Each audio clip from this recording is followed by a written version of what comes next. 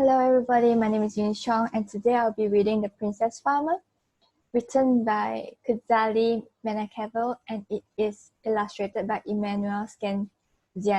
So without further ado, allow me to first do my screen sharing and I'll be proceeding with the reading. Alright, let's begin with the reading. So Kansari was the daughter of a powerful king. Growing up, she had always wanted to be a farmer, even though she was a princess. This made her father angry, and when she grew up, her father ordered her to leave the palace. "I want you to experience how difficult life is outside this palace," he said angrily. "Only then will you come to your senses." So Kansari packed the seeds that she had collected throughout her childhood and went to live in the woods. She built a little hut and began planting seeds in the nearby field.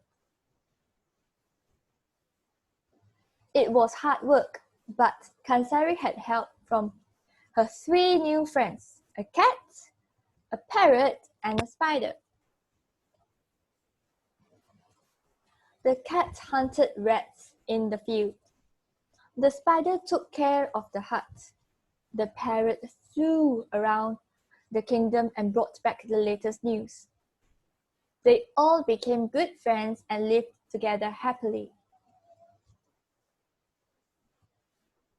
It wasn't long before everyone in the kingdom was talking about Kansari's lush farm.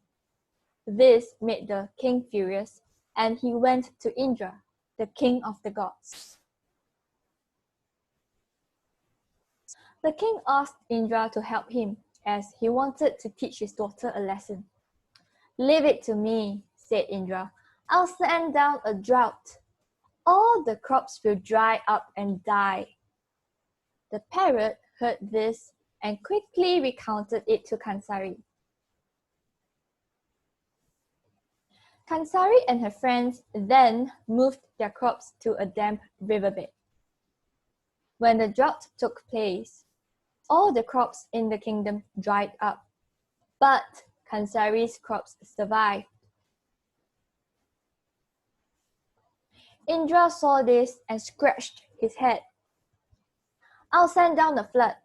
That should stop Kansari," he said. But again, the parrot overheard Indra. This time, Kansari, along with her friends, planted their crops on the slope of a hill. When the flood came, it drowned all the crops in the kingdom. Kansari's crops were the only ones that survived, because the excess water simply flowed downhill. "I'll send hundreds of rats," Indra decided. But the parrot told the cat of Indra's plan. "Wonderful," heard the cat. "I'll call my cat friends for a feast." Soon, the cats had eaten every single rat in the field. By now, Indra was at his wits' end. "I'll send birds. She can't save her crops from birds," he said. But the spider caught her spider friends and they wove sticky webs above the crops. When the birds attacked the crops, they became stuck in the sticky web. There, the crops were saved once again. By now, the king had bigger problems. The drought and flood had destroyed all the crops in the kingdom. People were starving. The king went to Indra for help. "You don't need my help," said Indra. "Your daughter Kansari is already feeding your people." He took the king to the woods. There, He saw Kansari and her friends giving away sacks of grain to everyone. The king felt ashamed of himself and proud of his daughter.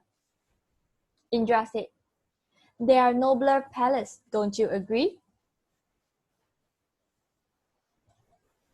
The king begged his daughter for forgiveness and asked her to come back to the palace. She forgave her father, but did not return to the palace. She stayed in her hut beside her fields, living happily with her friends. Kansari later became known as the Princess Farmer. That's all for the story. The end. So I hope you enjoyed my reading session. And so why is reading important? I think that reading is important because knowledge is found within books, and with the knowledge you gather from books, you are able to exchange and explore new ideas with friends, and who knows, you're able to in turn make new friends with the knowledge you have learned. So I hope you enjoy reading, and thank you for giving me this opportunity to share and read this story to you. Hope you enjoy it and have a great day. Thank you.